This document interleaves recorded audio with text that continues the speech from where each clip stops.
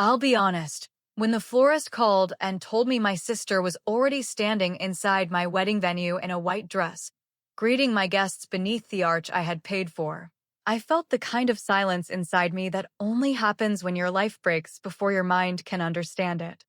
3 hours before I was supposed to walk down the aisle, I was sitting in my childhood bedroom with half my makeup finished, my ivory dress hanging from the closet door, and my best friend Rachel downstairs trying to stop my mother from rearranging the seating chart for the fifth time.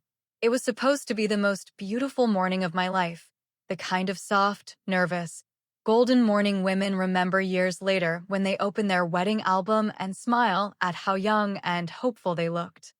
Instead, my phone rang on the vanity beside me, and when I saw Marissa's name, I smiled because flowers felt like the safest problem a bride could have.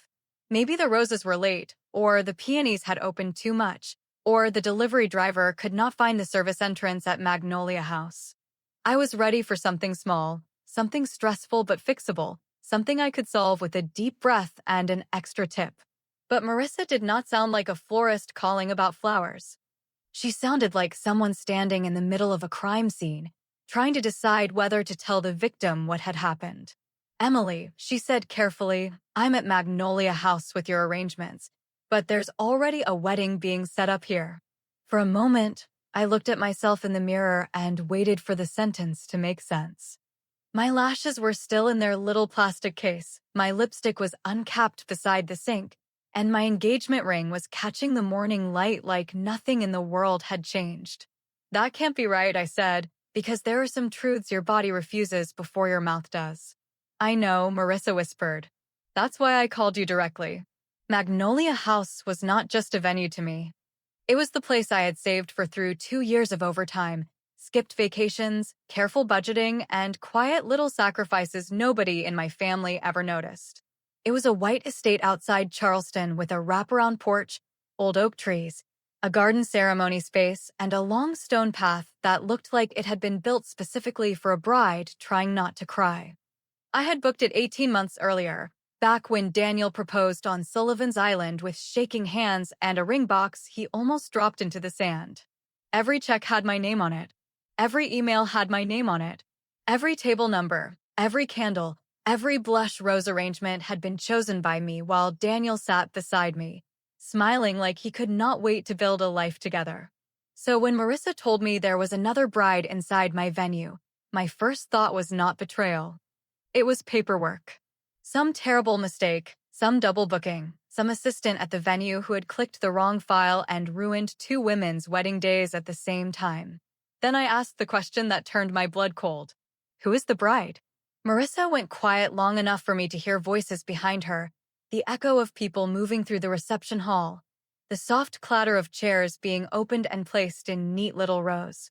When she finally answered, her voice was almost too gentle. She says her name is Claire Harper. My sister's name landed between us like a glass dropped on tile. I did not scream, and I did not cry, because the shock was too deep for anything that normal. I simply sat there, staring at the woman in the mirror, realizing she had woken up believing she was a bride, while somewhere across town her younger sister was already wearing that title like stolen jewelry. Claire had always taken things from me, but she never called it taking. When we were children, she called it borrowing. When we were teenagers, she called it sharing. When we became adults, she called it me being sensitive, dramatic, difficult, selfish, or jealous, depending on which word made my mother sigh and take her side fastest. She had worn my clothes, copied my apartment, flirted with my boyfriends, and somehow turned every confrontation into proof that I was too possessive. But even Claire had never done anything like this. At least, I had believed that until that morning. I stood so quickly my chair scraped against the floor, and my curling iron cord pulled tight across the vanity, knocking a brush into the sink. "What do you mean she's there?" I asked, and my voice sounded strange, like it belonged to someone pretending not to panic. Marissa lowered her voice even more. "She has a dress, a photographer, a cake table, and guests arriving through the front entrance. The venue manager says someone called 2 weeks ago and transferred the event under a family authorization." 2 weeks ago, Claire had come to my apartment with Thai takeout, red eyes, and a bottle of cheap wine, saying she felt pathetic because she was 31 and still not married. I remembered how she sat on my couch, wrapped in one of my blankets, telling me she just wanted to look at something beautiful for a while. I remembered showing her my wedding binder, the vendor list, the payment schedule, the venue contract, the access code, my final timeline. That memory moved through me slowly, almost gently, before it sank its teeth in. Rachel came into the room then, holding my veil with both hands like it was something sacred, and the second she saw my face, every trace of excitement left hers. "Emily," she said, "what happened?" I tried to answer, but Marissa spoke first. "There's something else," she whispered. I gripped the edge of the vanity until my knuckles turned white. "What?" A door opened on Marissa's end of the call, and for one awful second I heard music playing softly in the background. It was my processional song, the exact song Daniel and I had chosen together. Then Marissa said the words that made the room tilt beneath me. "Emily, your fiancé just walked in, and Claire is walking straight toward him."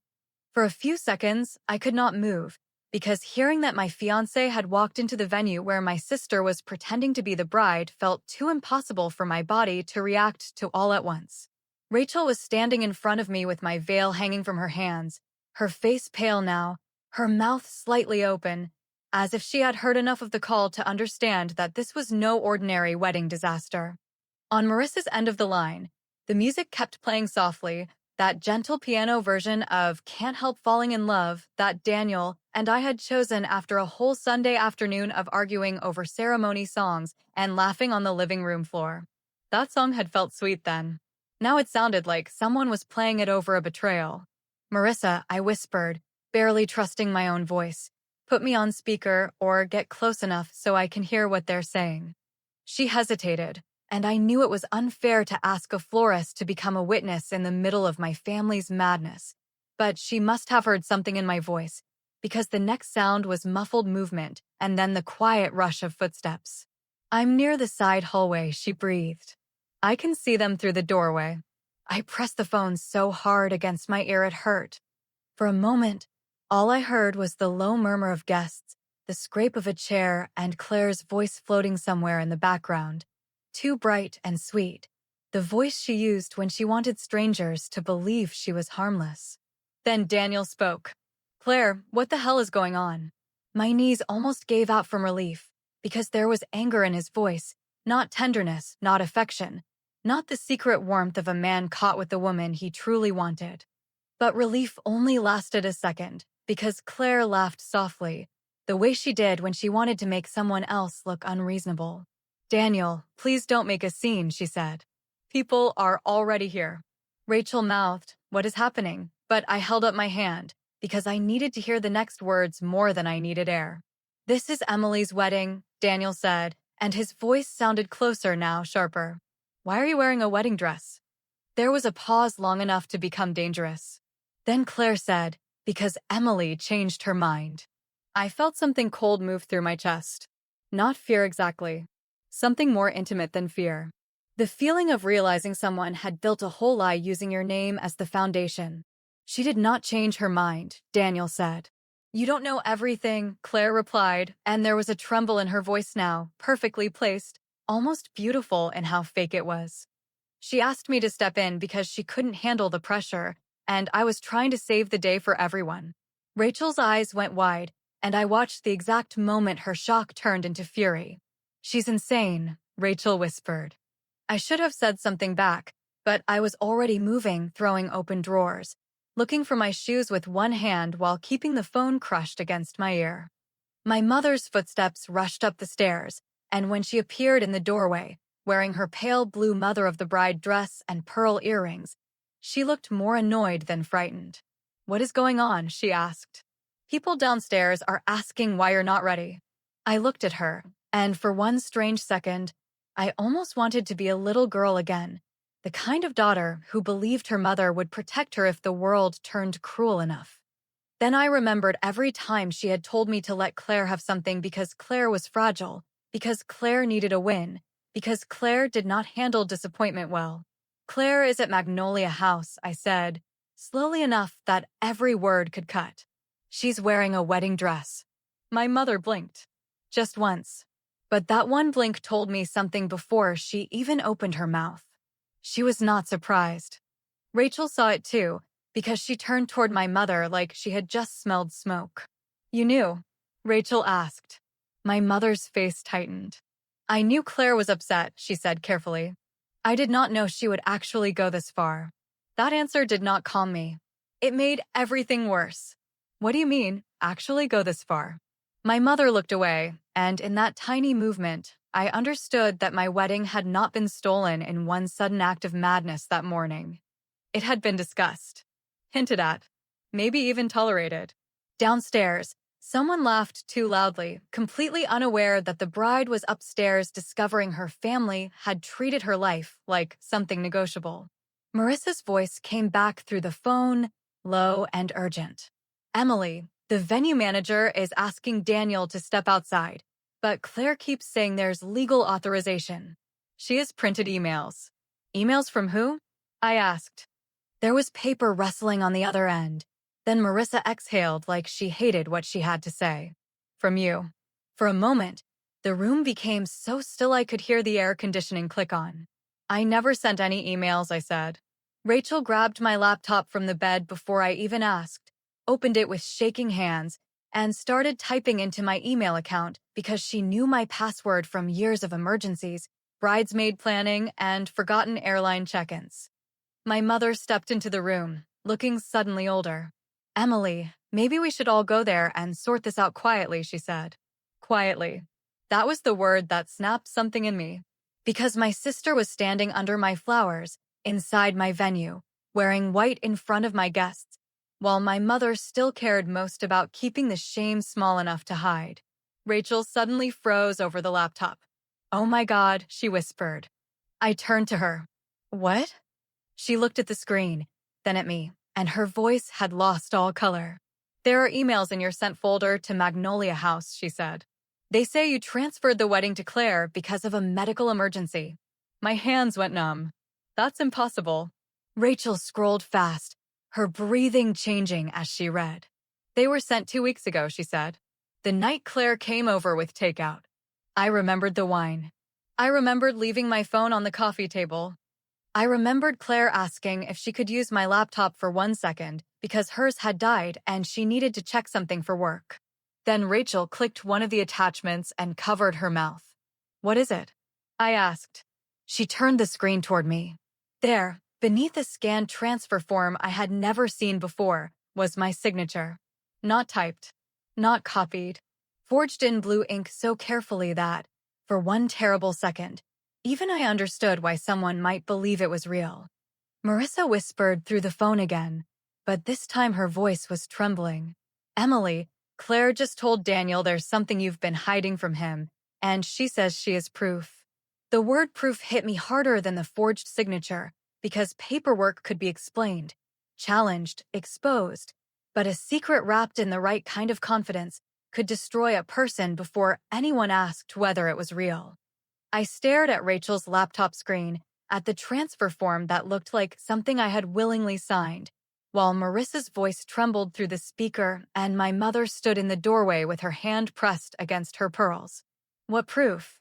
I asked, but my voice sounded too calm now, almost empty, like my panic had gone so deep it had turned into ice. Marissa went quiet for a moment, and I could hear muffled voices on her end, footsteps crossing hardwood floors, and Claire speaking in that soft, wounded tone she always used when she wanted men to feel protective of her. "She's holding an envelope," Marissa whispered. "She's telling Daniel you've been lying to him about money." Money. For 1 second, I thought I had misheard her, because money was the one thing I had been careful about from the beginning. Daniel and I had separate accounts, but we were honest about everything important, or at least I believed we were. I made more than him, and he had always hated that more than he admitted, so I paid for most of the wedding quietly, telling myself it did not matter because marriage was not a scoreboard. The venue deposit had come from my savings. The florist had come from my bonus.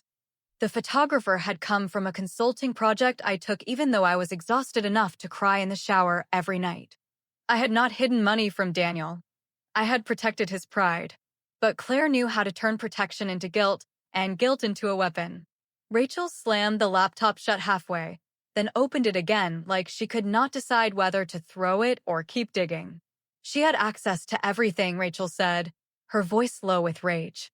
Your email, your binder, your vendor passwords, probably even the bank receipts you printed for taxes. My mother flinched at the word bank, and I noticed it immediately. Maybe before that morning, I would have missed it. Maybe I would have been too busy trying to survive the crisis in front of me to notice a tiny movement in my mother's face, but betrayal sharpens you in strange ways. You knew about the money thing too, I said, turning toward her. My mother looked tired suddenly, but not innocent. Claire told me you were making Daniel feel small, she said, as if that explained why my sister was standing at my wedding venue in bridal satin. She said you kept reminding him that you paid for everything. I almost laughed, because the lie was so perfect it felt rehearsed. I never said that to him. I'm not saying you did, she replied too quickly, which meant she had believed enough of it to repeat it in private. Rachel stepped between us, still holding the laptop like evidence. Mrs. Harper, your younger daughter, forged Emily's signature, stole her venue, and is currently pretending to marry her fiancé. So maybe now is not the time to explain Claire's feelings. My mother's face hardened, and even then, even in the middle of the most humiliating morning of my life, she looked offended on Claire's behalf. That was when I understood something I should have understood years earlier. My mother had not created Claire's behavior by accident. She had protected it until it grew teeth. I grabbed my shoes from beneath the vanity and started pulling them on, not caring that my hands were shaking or that one of the straps twisted under my ankle. We're going to Magnolia House, I said.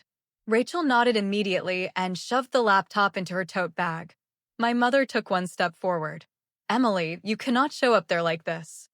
I looked down at myself, at the silk robe embroidered with bride across the back, at my half-finished makeup, at the bare eye that made my reflection look uneven and furious. Like what? I asked. Emotional, she said. That word almost broke me, not because it hurt, but because it revealed the whole map of my life. Claire could steal, lie, cry, forge, manipulate, and walk into my wedding wearing white, but I was still the problem if I reacted too loudly. I walked past my mother without answering. Downstairs, my bridesmaids were gathered near the kitchen island, surrounded by champagne glasses, garment bags, and confused relatives who sensed something was wrong but did not know which question would make it worse. Rachel took control before anyone else could speak. Keys, she said to my cousin Megan. Now. Megan threw them across the room, and Rachel caught them with one hand, because apparently rage made her athletic. I kept Marissa on the phone as we hurried outside, and the Charleston heat hit my face so hard it made my unfinished makeup feel heavy. The ride to Magnolia House should have taken 22 minutes. It felt like crossing into another life. Rachel drove while I sat in the passenger seat, still barefoot because I had kicked the shoes off after the second strap refused to buckle, and Marissa kept feeding us details from the venue in a hushed, horrified voice. Claire had convinced half the staff that I was unstable. Claire had told guests there was a last-minute family adjustment. Claire had printed signs with her name and Daniel's name on them. Claire had even replaced the seating chart, but not completely, because most of my guests were still listed, as if she had not stolen my wedding so much as climbed inside it and changed the bride. That was the part that made me feel sickest. She had not built her own day. She had worn mine like a skin. Halfway there, Rachel glanced at me and said, "There's something I need to ask you, and I hate that I have to ask it." I looked at her. Ask. Is there any chance Daniel knew? The question sat between us, brutal and necessary. I wanted to say no instantly, but the answer got caught somewhere behind my ribs. Because Daniel had been strange for the past 2 weeks. Quiet during dinners. Protective of his phone.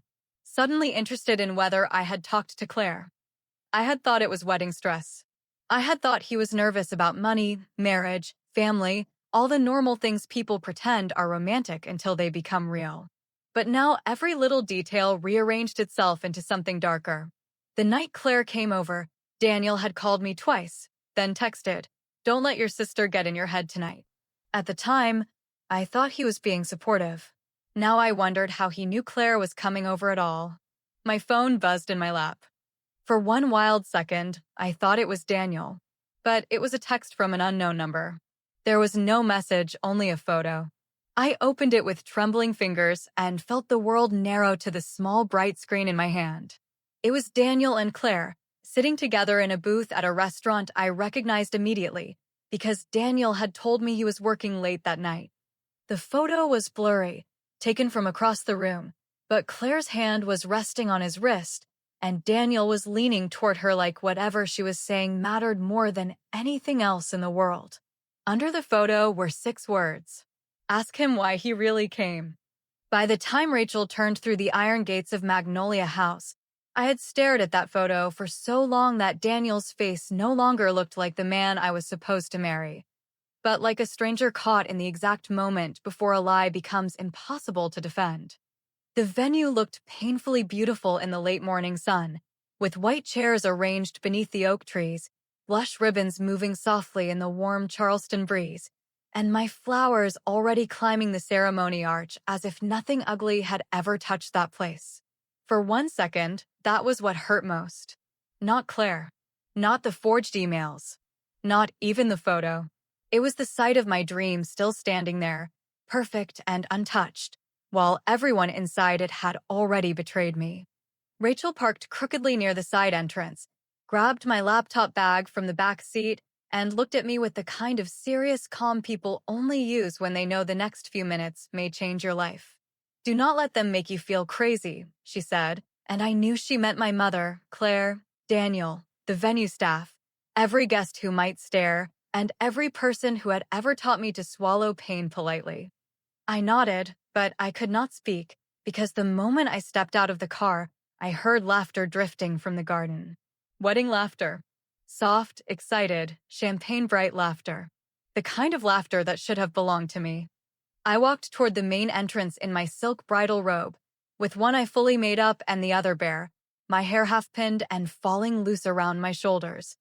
And I must have looked completely unhinged to anyone who did not know I had just discovered my sister had stolen my wedding morning piece by piece. The venue manager, a thin woman named Patricia who had emailed me for months about table linens and candle restrictions, came rushing down the porch steps before I reached the door. "Emily," she said, breathless and pale, "I am so sorry, but we need to handle this discreetly." That word again.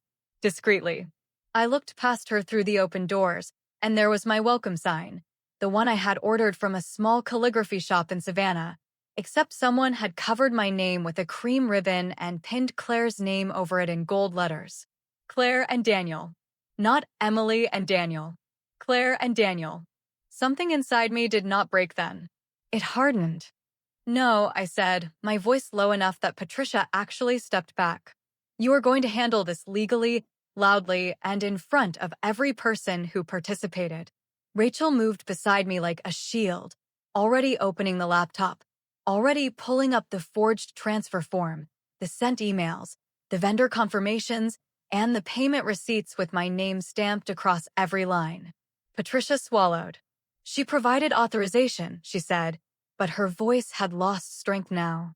"She provided fraud," Rachel snapped, and before Patricia could answer, Marissa appeared from the side hallway with a floral apron over her black dress and tears in her eyes. Marissa looked at me, then at my unfinished makeup, then at Rachel's laptop, and she whispered, "I am so sorry, Emily." That was the first real apology I had heard all morning, and somehow it almost made me cry. Then Claire walked into the foyer. She was wearing a fitted white satin gown with off-the-shoulder sleeves, her hair swept into a soft, low bun, my grandmother's pearl earrings hanging from her ears like she had a right to inherit every beautiful thing in my life. Behind her, guests were moving around the reception hall, confused but curious, and Daniel stood near the staircase in his black suit, looking so pale I almost did not recognize him. Claire saw me and did the one thing that made the whole situation feel truly insane. She smiled. Not nervously. Not guiltily. She smiled like she had been expecting me. "Emily, She said gently, as if I were the one causing a scene. You shouldn't be here like this. I stared at her dress, at the earrings, at the bouquet in her hand, and suddenly the words came out of me before I could make them softer. This is just crazy. The foyer went quiet so fast I could hear someone's champagne glass click against their ring. Claire's smile trembled, but only slightly. I know you're upset, she said, her voice carrying just enough for people to hear, but you told me you couldn't go through with it. Daniel's head snapped toward her. No, she didn't, he said. Claire turned to him with perfect hurt in her eyes, and for the first time that morning, I saw fear beneath her performance. Not fear of hurting me, fear of losing control. Rachel stepped forward and held up the laptop. We have proof the emails were sent while Claire was in Emily's apartment, using Emily's account, with a forged signature attached to a transfer document. Murmurs spread through the foyer, slow at first, then faster, moving through guests like a match catching dry paper. My mother arrived behind us then, breathless from whatever car had brought her, and when she saw Claire in the dress, wearing our grandmother's earrings, her face collapsed in a way that almost looked like guilt. Almost. Claire saw it too, and her voice sharpened. Mom, tell them, she said. Tell them Emily was unstable. I turned toward my mother, and in that moment, every childhood birthday, every borrowed dress, every stolen apology, every time I had been told to be the bigger person, stood between us like witnesses. My mother opened her mouth. Then she looked at me. Really looked at me. At my bare feet, my unfinished face, my shaking hands, and the wedding robe I had been wearing when my sister stole the room from under me. She didn't transfer anything, my mother said softly. Claire's expression changed so quickly it frightened me. What? She whispered. My mother's voice grew steadier, though her eyes filled with tears she did not deserve to use yet. Claire told me she was going to make Emily see that Daniel belonged with someone who appreciated him more, and I thought she was just being dramatic, but I knew something was wrong and I said nothing. For a moment, nobody moved. Then Daniel walked toward me, his eyes wet, his face full of something that looked like shame, panic, and a grief he had not earned the right to show. Emily, he said, the photo you got is not what you think. I pulled my phone from my robe pocket and held it up between us. Then tell me why you were with my sister at that restaurant when you told me you were working late. Daniel looked at Claire. Claire looked at the floor. And that tiny silence told me more than any confession could have. But then Marissa, still standing by the hallway, suddenly lifted one trembling hand and said, Emily, there's another envelope on the gift table with your name on it, and Claire told the staff nobody was allowed to give it to you unless you showed up. Rachel and I turned at the same time. Across the foyer, on a white linen table covered in cards and flowers, sat a thick ivory envelope sealed with red wax. My name was written across the front in Daniel's handwriting. For several seconds, I could only stare at that envelope because seeing my name written in Daniel's handwriting on the gift table of the wedding my sister had stolen felt more intimate than walking in on them together would have felt. There are certain kinds of betrayal that announce themselves loudly, with shouting, tears, and broken glass, but this one was quiet enough to make everyone in the foyer hold their breath. The envelope looked expensive, thick, and deliberate, the kind we had chosen for our invitations after Daniel said cheap paper made important words feel temporary. I remembered him laughing when he said that. Now I wanted to tear the envelope open with my teeth. Rachel reached the table before I did, but she stopped herself just before touching it, as if even she understood that whatever was inside belonged to the deepest part of my humiliation. Emily, Daniel said behind me, his voice cracking slightly, please let me explain before you read that. That was when I knew the envelope was real. Not forged by Claire. Not invented by my anxious mind. Real. I turned slowly, and for the first time since I had arrived, I looked directly at the man I had planned to marry that afternoon. Daniel was still wearing the suit I had helped him choose, the black one with the narrow lapels, the one he said made him feel like a groom in an old movie. He looked handsome, devastated, and guilty enough to make me sick. Explain what? I asked, and I hated how calm my voice sounded, because calmness had always been the mask I wore when people were hurting me too badly to react. Claire stepped forward before Daniel could answer, clutching the bouquet that Marissa had made for me, with my white roses and my pale blue ribbon wrapped around the stems. "Emily, don't do this here," she said softly, but there was panic under the softness now, and it made her sound less like a wounded bride and more like a thief hearing sirens. I looked at the bouquet in her hand. "Put it down." She blinked. "What?" "That bouquet is mine," I said, and the words came out slowly enough that every guest in the foyer could understand them. The dress, the venue, the flowers, the song, the timeline, the guests, even the man standing beside you apparently borrowed from my life.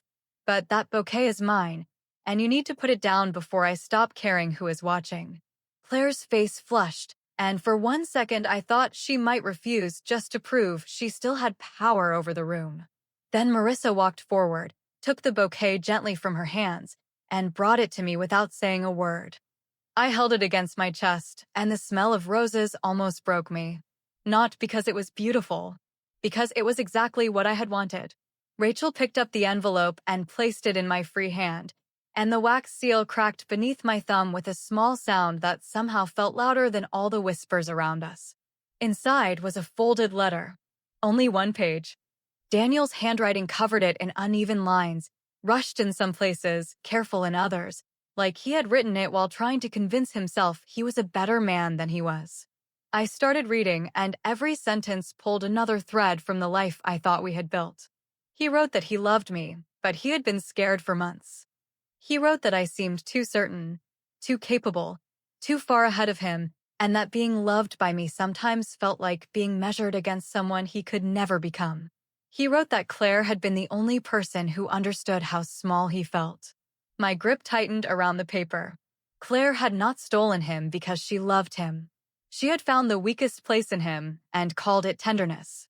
Daniel kept writing that nothing physical had happened between them, but that he had met her 3 times, not once, and each time he had told himself he was only trying to keep peace between sisters. He wrote that Claire had convinced him I was having doubts, that I was secretly planning to cancel the wedding, and that maybe it would be better if everyone knew the truth before the ceremony. Then the final paragraph made the room blur. "If you really cannot marry me today, Emily, please do not disappear without telling me. Claire says she can help explain it to the guests, but I need to hear the truth from you before I lose everything." I lowered the letter. For a moment, nobody spoke, because even the people who did not know the full story could feel the shape of it now. Daniel had not planned this entire theft, but he had opened the door. He had let my sister whisper poison into his ear, not because her lies were believable, but because they made his insecurity feel like my cruelty. "You believed her," I said. Daniel shook his head quickly, tears shining in his eyes. I was confused. "No," I said, feeling something inside me become painfully clear. "You were flattered." His face changed. That was the word that found him. Not confused. Not manipulated. Flattered. Claire had made him feel needed, wounded, admired, and chosen in a way my steady love never could, because I had been trying to build a marriage while she was performing a rescue. My mother started crying quietly near the doorway, but I could not look at her yet. Not after she had known enough to worry and said nothing. Not after she had let Claire walk into this building wearing our grandmother's earrings like a blessing. Patricia, the venue manager, cleared her throat with the terrified stiffness of a woman realizing lawsuits had entered the room before lunch. "Emily," she said, "we can stop everything right now, contact security, and remove anyone who is not authorized to be here." Claire laughed then, but it came out wrong. Sharp. Broken. "You can't remove me from my own wedding," she said, and when nobody answered, her eyes darted from Daniel to my mother to the guests gathering at the reception hall entrance. That was when I understood she had truly believed this would work. She had believed I would collapse, Daniel would hesitate, my mother would smooth it over, and everyone else would choose the easiest story because the truth was too ugly to say out loud. Then an older man stepped forward from the crowd. Daniel's father. He had been standing near the staircase, silent until now, wearing a gray suit and the expression of someone who had just watched his family name dragged through wet cement. "Daniel," he said quietly, "did you know Claire was coming here today in a wedding dress?" Daniel closed his eyes. The silence that followed was so heavy I felt Rachel's hand move to my back. When Daniel opened his eyes again, he looked at me, not at his father. "I didn't know she would wear the dress," he said. My whole body went cold, because that was not the same as no. And before I could ask the question forming in my throat, Claire whispered something that made every head turn toward her. He knew I was taking the venue. For one unbearable moment, nobody moved, because Claire's words did not land like an accusation anymore. They landed like a door opening onto a room I had been afraid to look inside. Daniel stared at her with his mouth slightly open, and the expression on his face told me he had not expected her to say it out loud. Not because it was false, but because it was the one part of the truth he had planned to keep buried. I felt Rachel's hand tighten against my back, steadying me before I realized I had started swaying. "You knew?" I asked, and although my voice stayed quiet, something in the room shifted, because everyone understood that this question was no longer about my sister. Daniel swallowed, looked at the letter in my hand, then looked at the floor as if the polished wood could offer him a cleaner version of himself. "I knew she was trying to take over the venue," he said carefully, and the carefulness made me want to scream more than any confession could have. "But I thought she was just trying to force you to talk to me." The room seemed to tilt around that sentence. Claire made a small sound, almost a laugh, but it broke before it became one. "That is not what you said," she whispered. Daniel turned on her suddenly, his face twisting with anger that came far too late to impress anyone. "You told me Emily was going to humiliate me," he said. "You told me she had been planning to cancel and make me stand there in front of everyone like an idiot. And you believed her," I said, because every explanation he offered only led him back to the same place. Daniel looked at me then, and his eyes were red, but I felt nothing soften inside me. "I didn't know what to believe," he said. "You were distant, Emily." I almost laughed, because I had spent the last 3 months working late to pay final wedding balances, answering vendor emails during lunch breaks, keeping peace between families, protecting his pride, and smiling whenever people said he was lucky to have found a woman so organized. I had been distant because I was tired. He had been distant because he was being comforted by my sister. Rachel stepped forward with the laptop open again, her voice cold enough to cut through every excuse in the room. "Daniel, did you communicate with Claire about transferring the venue before today?" He looked at Rachel like he hated her for asking the kind of question only a loyal friend would have the nerve to ask. "I didn't sign anything," he said. "That was not the question," Rachel replied. A murmur moved through the guests, and I saw Daniel's mother cover her mouth while his father stared at him with the silent devastation of a man realizing his son had become someone small in public. Claire's posture changed then. Something desperate entered her face, but it was not remorse. It was calculation. "If we are telling the truth," Claire said, lifting her chin, "then maybe Emily should explain why Daniel felt like a guest in his own life." I turned toward her slowly. She was still wearing the stolen dress, still standing in the stolen venue, still trying to speak like a victim while surrounded by evidence of a crime she had planned with my passwords, my paperwork, and my money. "What does that even mean?" I asked. Claire's eyes flashed. "It means you made every decision, paid every bill, picked every detail, and then acted surprised when he felt useless." That one hurt more than I wanted it to, because there was a small, ugly truth hidden inside the lie. I had made most of the decisions. I had paid most of the bills. But I had done it because Daniel pulled away whenever planning became real, because he said spreadsheets stressed him out, because he promised to help later, because every time I asked him to choose something, he kissed my forehead and told me he trusted me. Trust, I was learning, could be another word for abandonment. Daniel dragged both hands over his face. "Claire, stop," he said. But Claire did not stop, because stopping meant standing still inside the wreckage she had made. "No, Daniel," she said, her voice rising now. "You told me you felt trapped. You told me you wished someone would give you a way out." My heart went quiet. Not broken. Not furious. Quiet. I looked at Daniel, waiting for him to deny it with the kind of immediate outrage innocent people do not need to rehearse. He did not. My mother let out a small sob near the doorway, but I kept my eyes on Daniel because, for the first time all morning, I needed him to hurt me honestly. "Did you say that?" I asked. Daniel's lips parted, then closed again, and the pause answered before he did. I was scared, he said finally, his voice barely above a whisper. I was scared of marrying someone who seemed like she didn't need me. The sentence moved through me slowly, finding every place where I had mistaken his insecurity for tenderness. I had dimmed parts of myself for him. Not all at once, not dramatically, but in tiny, quiet ways that looked like love from the outside. I stopped mentioning raises too excitedly, stopped correcting people when they assumed he paid for things, stopped talking about the consulting project that covered half the reception because I saw how his jaw tightened whenever money came up. And still, somehow, I had become the villain in a story where he felt small beside the woman holding everything together. Patricia approached with two security guards behind her, both trying to look respectful while clearly wondering how a wedding had become a legal disaster before noon. Emily, Patricia said gently, we need to decide whether we are canceling the event entirely. I looked around the foyer at the flowers, the guests, the candles, the signs with Claire's name covering mine, and Daniel standing between two sisters like he had been caught choosing the easier wound. Then I looked at Claire. Take off the earrings, I said. Her hand flew to my grandmother's pearls. They were grandma's. They were left to me, I said, and this time my mother did not correct me, did not soften it, did not ask me to share. Claire looked toward my mother for help, but my mother only covered her face with one trembling hand. That was when Claire finally cracked. You always get everything, she said, and her voice was no longer pretty or careful. You got the attention because you were responsible, you got the career, you got the house, you got the man, and everyone acted like I was selfish for wanting one day where I was chosen first. I stared at her, almost amazed by the emptiness of it. She had not wanted my wedding because she loved Daniel.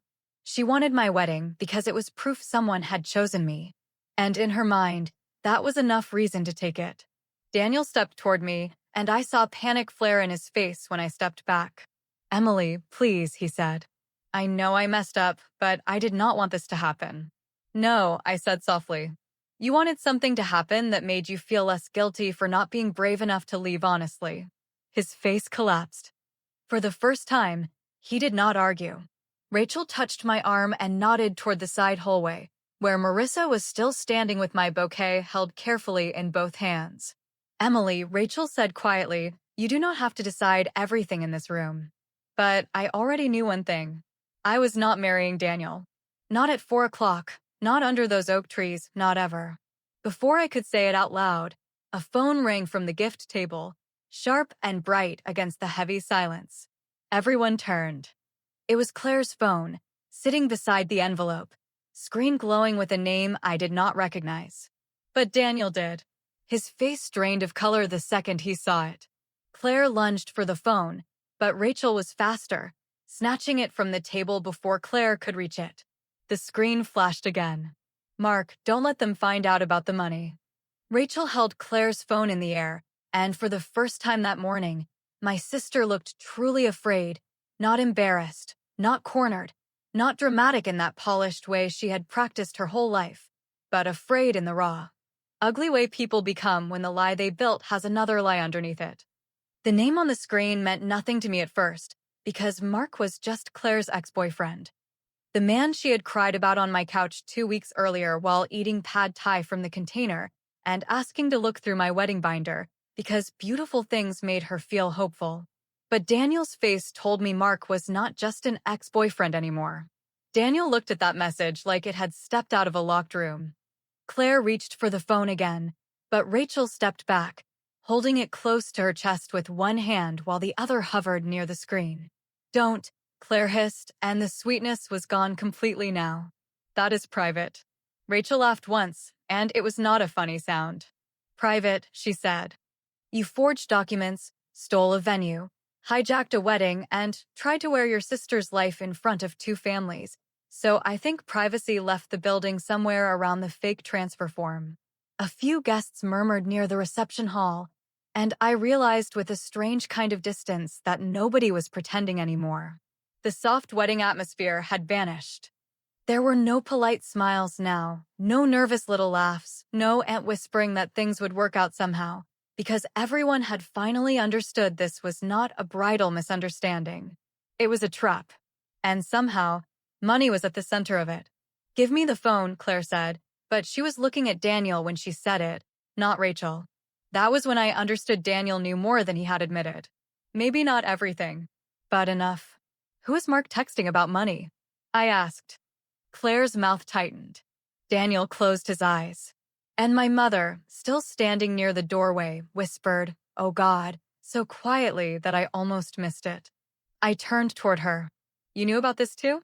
She shook her head quickly, tears sliding down her face now, but for once I did not feel moved by them. "I didn't know," she said. "I only knew Claire borrowed money from someone after the breakup, and she said it was handled." Claire spun toward her. "Mom, stop talking." Those 3 words did more than any confession could have done, because they were not the words of a daughter being misunderstood. They were the words of someone begging an accomplice to stay quiet. Rachel looked at me, waiting for permission, and when I nodded, she tapped the notification. Claire lunged so fast one of the security guards stepped forward, catching her gently but firmly by the arm before she could reach Rachel. "Let go of me," Claire snapped, and the sound echoed through the foyer where my welcome sign still displayed her name taped over mine. Rachel read the screen, and I watched her expression change from anger to disbelief. Then she looked at Daniel. "You gave Claire access to the wedding account?" The question was so specific, so impossible, that for 1 second I did not understand it. "What wedding account?" I asked. Daniel's face went gray. Claire stopped struggling. Rachel turned the phone toward me, and there, beneath Mark's text, was a thread of messages that made the room narrow around me. Mark had not just been Claire's ex. He had been blackmailing her. Not for cheating. Not for some wild scandal. For debt. Claire had taken money from him after losing thousands on some online boutique she had tried to launch without telling anyone, then used more money trying to pay back the first mistake, then lied to my mother, then lied to Daniel. Then somehow decided my wedding could solve everything. The messages were messy and frantic, but one line burned itself into me. "If Emily cancels, you get the vendor refunds, right?" I looked up slowly. Daniel put both hands over his face, and that was all the answer I needed before he even spoke. There had been a shared wedding account, but it was not romantic or complicated. It was practical. A place where Daniel and I had planned to move small amounts for last payments, deposits, and final vendor balances, even though almost all the money in it had come from me. I had not worried about it because I trusted him. And because trust, when given to the wrong person, becomes a door with no lock. "Daniel," I said, and my voice sounded like it was coming from somewhere far away, "did you give Claire access to that account?" He lowered his hands, and his eyes were wet again, but now the tears looked less like grief and more like fear. "She said she was helping with final payments," he whispered. Rachel stared at him like she wanted to slap the words out of the air. "She was not even in the wedding party." Daniel swallowed. "I know." "You knew," I said, and the words came slowly because I needed each one to be clean. "You knew she had access to money I put aside for our wedding, and you never told me." He shook his head, stepping toward me, but I stepped back again, and this time even his father moved as if to stop him from coming closer. "I thought she was just moving things around," Daniel said. "She told me you were overwhelmed and asked her to help." A bitter calm settled over me. It was almost peaceful, in the worst possible way. Because there it was again. Every betrayal wrapped in the same excuse. "Claire told me." Claire said. Claire made it seem. As if Daniel were not a grown man with my number, my address, my bed, my future in his hands. Marissa, who had been quiet for several minutes, suddenly spoke from beside the flowers. "Emily," she said carefully, "the refunds would not have gone to Claire unless the vendors were contacted with new payment instructions." Rachel looked down at the phone again. Then she scrolled. And scrolled. And every second she scrolled, Claire looked more desperate. Finally, Rachel stopped. "Oh my God," she said. I did not ask this time. I simply waited. Rachel looked at Patricia, the venue manager, then at me. "There are emails here from Claire to Mark," she said, her voice shaking with fury. She told him the wedding would be canceled publicly today. Daniel would look abandoned, and she would redirect the refunds before anyone noticed. The room broke into whispers. My mother sat down hard on the edge of a chair, as if her niece had finally surrendered. Daniel's father said his son's name once, low and sharp, but Daniel did not answer. Claire was crying now, but the tears looked different from the ones she had used before. They were not performance tears. They were panic. I wasn't going to keep all of it, Claire said, which was the kind of sentence only a guilty person believes will help. I stared at her, and for a moment, I saw every version of my sister at once. The little girl who took my dolls and cried when I wanted them back. The teenager who kissed boys I liked and called me insecure. The adult woman who believed wanting something badly enough made it hers. And finally, the bride who had not wanted my wedding because she loved my fiancé. She had wanted it because she could turn my humiliation into cash. Patricia stepped away and spoke quietly into her phone, and I heard the words police and fraud before the foyer started spinning again. Claire heard them too. Her face changed. The panic sharpened into something reckless. "You think you're better than me," she said, looking straight at me now. "All of you do." I did not answer. I was too tired to argue with someone who mistook consequences for cruelty. But then Claire looked at Daniel, and her voice dropped into something almost tender. "You promised you would not let her ruin us." The room went completely still. Daniel looked like he had been slapped. And I understood, with a slow sickness that spread through my whole body, that there was still one confession left. Not about the venue. Not about the money. About us. I looked at Daniel, then at Claire, and the words scraped out of me quietly. "How long?" For a moment, nobody answered me, and the silence that followed my question felt more honest than anything Daniel or Claire had said all morning, because people only go that still when the truth is already standing in the room, waiting for someone weak enough to name it. Claire looked at Daniel as if she expected him to protect her one final time, but Daniel's face had gone empty in the way people look when they realize every possible answer makes them unforgivable. "How long?" I asked again, and this time my voice did not shake, because some part of me had already stepped away from the woman who needed his answer to survive. Daniel rubbed both hands over his mouth, then looked at the flowers, the guests, the stolen sign, the dress Claire had chosen to wear inside the life I built, and finally he looked at me. "For months," he said. The words moved through the foyer like cold water. For months meant it had started before the final tasting, before my bridal shower, before the night Daniel held my hand in bed and told me he could not believe he got to marry me. For months meant Claire had smiled beside me in photos while carrying a secret she planned to turn into a weapon. For months meant Daniel had watched me pay deposits, answer emails, calm his mother, defend his nerves, and still let my sister convince him that I was the problem. Was it physical? I asked, because even broken hearts become investigators when humiliation is watching. Daniel's eyes filled again, but he did not answer fast enough. Claire did. "Not the way you think," she whispered. That was when I laughed. Not because it was funny, and not because I felt strong, but because there is a point where betrayal becomes so carefully worded that your body rejects the insult of translation. "Not the way I think," I repeated softly, looking at the woman wearing my grandmother's earrings and the man wearing the suit I had steamed the night before. That might be the most disgusting sentence anyone has said today. My mother covered her face, but I could not comfort her, because for the first time in my life I understood that her sadness did not have to become my responsibility. The security guards guided Claire toward a side room while Patricia spoke with the police on the phone, and Claire kept looking back at me as if I were the cruel one for allowing consequences to arrive in front of witnesses. Daniel tried to follow me when I stepped outside, but his father caught his arm, and the quiet command in that gesture stopped him more effectively than anything I could have said. I walked into the garden alone with my bouquet in my hands. The chairs were still lined up beneath the oak trees, the aisle runner still waited for a bride, and the arch was covered in the white roses I had chosen because I thought they looked soft without looking weak. For a long time, I just stood there. Then Rachel came beside me, not speaking, not fixing, not turning my pain into a lesson before I had even finished bleeding. Behind us, the house hummed with police questions, family whispers, and the low, terrible sound of a wedding collapsing into evidence. What do you want to do? Rachel asked eventually. I looked at the arch, then at the reception hall, then at my guests standing in confused little clusters beneath the porch. For a second, I thought about leaving everything behind. The food, the flowers, the music, the venue I had loved before Claire turned it into a crime scene.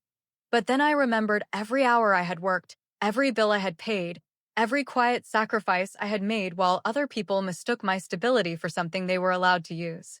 So I went upstairs to the bridal suite, finished my makeup with Rachel standing behind me, and changed into my wedding dress with hands that trembled only once. At 4 o'clock, I walked down the aisle without Daniel, not as a bride, as a woman who had finally stopped apologizing for surviving things loudly. There was no ceremony, no vows, no trembling groom waiting beneath the flowers, but there was a room full of people who had watched the truth tear itself open, and when I reached the arch, I turned to them and thanked them for coming. I told them there would be dinner, music, and no wedding. I told them they were welcome to stay if they could respect that. Most people did. Daniel left before the first course was served, and Claire left in the back of a police car before sunset, still wearing the dress she had bought to replace me.